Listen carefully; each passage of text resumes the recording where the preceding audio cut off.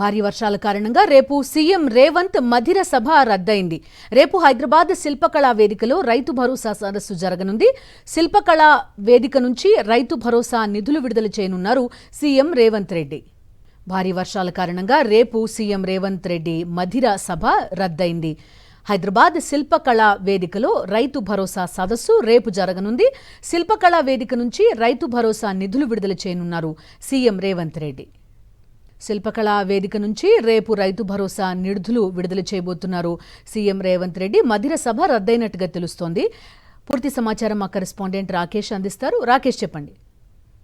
భారీ వర్షాల కారణంగా రేపు మధురలో నిర్వహించాల్సిన ప్రభుత్వం భారీ బహిరంగ సభను రద్దు చేసుకుంది. రేపు మధురలో సభ ఏర్పాటు చేసి రైతు భరోసా నిధులు విడుదల చేయాలని ప్రభుత్వం ముందుగా నిర్ణయించింది. అయితే గత 2 రోజుల్లో కూడా మధుర నియోజకవర్గంలో తీవ్ర వర్షాలు నమోదవుతున్నాయి. దీంతో పాటు ఏదైతే వేదిక ఏర్పాటు చేశారో బహిరంగ సభ, అక్కడ భారీగా వర్షం నీరు నిలిచి ఉండడంతో సభ ఏర్పాట్లకు తీవ్ర ఆటంకం అవుతున్నాయి.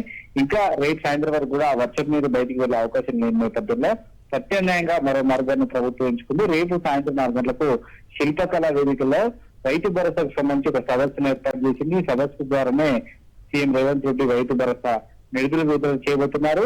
ముఖ్యమైన నాయకులందరూ కూడా అక్కడికే రావాలని కూడా ఆదేశాలు జారీ చేసింది. దీంతో పాటు రాష్ట్ర వ్యాప్తంగా ఉన్న అన్ని రైతు వేదికలకు వీడియో ద్వారా కూడా ఈ సందేశాన్ని సీఎం రేవంత్ రెడ్డి అందించబోతున్నారు. నిజానికి ఇది ప్రత్యక్షంగా తీసుకుంది.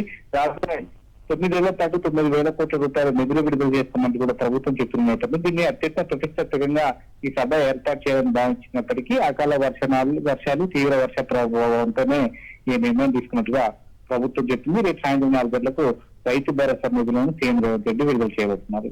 రైట్ రాకేష్. మరిన్ని అప్డేట్స్ కోసం ఛానల్ ను సబ్స్క్రైబ్ చేయండి. నోటిఫికేషన్స్ కోసం బెల్ ఐకాన్ పై క్లిక్ చేయండి.